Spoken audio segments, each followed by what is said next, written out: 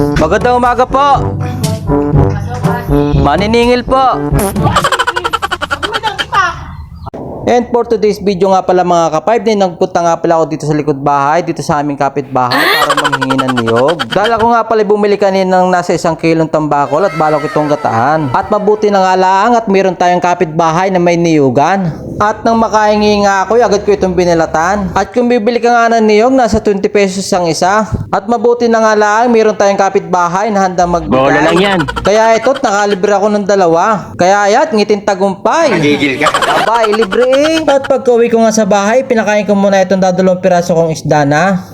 At pagkatapos ngayat, binaka ko na yung niyog na nahingi ko. At yung sabaw, ininom ko. At maya-maya ngayon, makita ko sa taas para manghiram ng kayuran. At dahil wala nga tayong dimutan na kudkuran, kaya ito't manumanong kurkuran. Huwag kayong mag-alala, sanay tayo diyan. At basic na lang sa atin yan. At ayan nga, aking prinsesa, gustong sumakay sa akin likuran. Sino sa inyo yung nakaranasan ng ganyan? Yung tipong tatay nyo't nagkakayod, kayo sasakay sa likuran. Abay, nakakatuwa nga naman.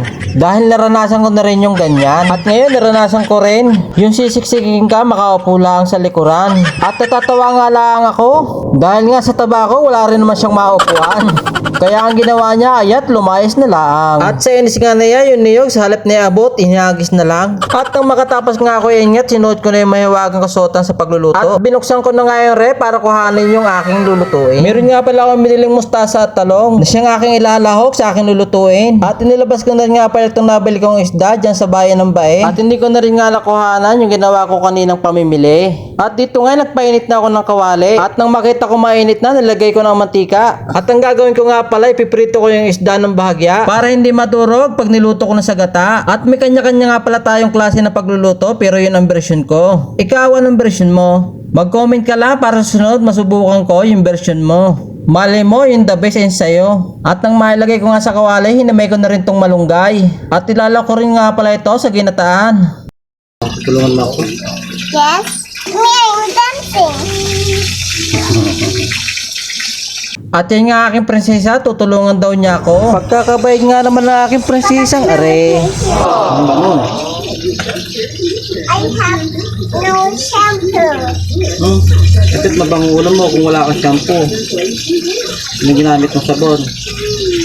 I come with shampoo with my tummy, so At maya-maya nga'y binilagtad ko na rin muna itong piniprito kong isda. At ginata ko na rin itong niyog. At disclaimer lang po, malinis po yung aking kamay. Baka kasi may mag-comment at sabihin hindi ako naghinom ng kamay bago maglamas ng niyog. Siyempre, kailangan malinis para iwas bakterya. At nang makuha ko nga yung unang gata, ayun nga, sinala ko na. At ang gagamitin ko nga pampalambot, yung pangalawang gata. At nang matapos ko nga masala ay ito nga't magagayat na ako ng mga samya. Naghiwa na rin nga pala ako dyan ng sibuyas. At nagpitpit na rin ng bawang. At kapirasong luya.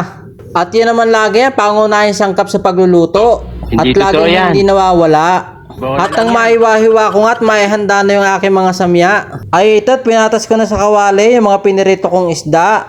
At nang maipatas ko nga, inilagay ko na rin itong aking mga samya. Bawang, sibuyas at luya. Masarap din talaga yung complete ricado. At pagkatapos nga, hinulog ko na rin yung pangalawang gata na siya magpapalambo sa ating isda at sa ibang ricado na aking inihanda. At iyan nga, tiniwa-hiwa ko na rin yung talong. At sobrang mahal na rin nga ng mga bilihin, kaya dapat masarap yung pagkakaluto. At kung sa bagay nga, samahan mo lang ng pagmamahal ng pagluluto, siguradong masarap. Kung maiwa-hiwa ko nga itong talong at mahugasan kasamang mustasa, ay aking ilalagay na sa kawali. At ayan nga, tinuna ko muna yung talong. At sinulid ko na rin yung mustasa. At nang mailagay ko nga yung talong at mustasa, ay tinaklubong ko muna nang maluto ng maayos. At maya-maya nga, nilagay ko na rin yung dahon ng malunggay. Nang sa ganon, mas mabilis maluto.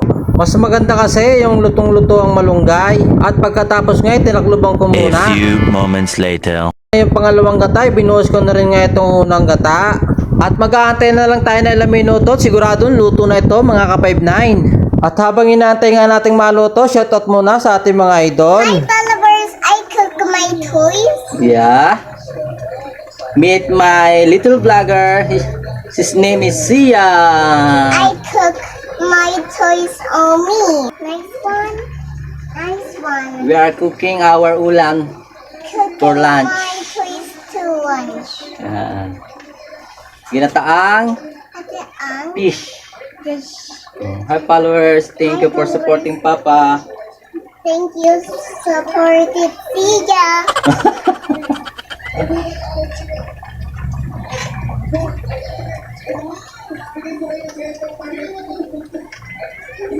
Bigay na natin ang gamit to. Yung naglalap ko na. Hindi, naka-record na. And a pot in the air group. Sizzling. Papa, try sizzling. Mama is hungry na daw. Siya hungry too. Oo, sige. Okay na po, mga ka-5 na luto na ang aming pangunang tanghalian, ang ginataang tambakol. Maliit na tambakol, ibig sabihin yung timbikol. Timbikol, maliit lang po. Bye! Thank you!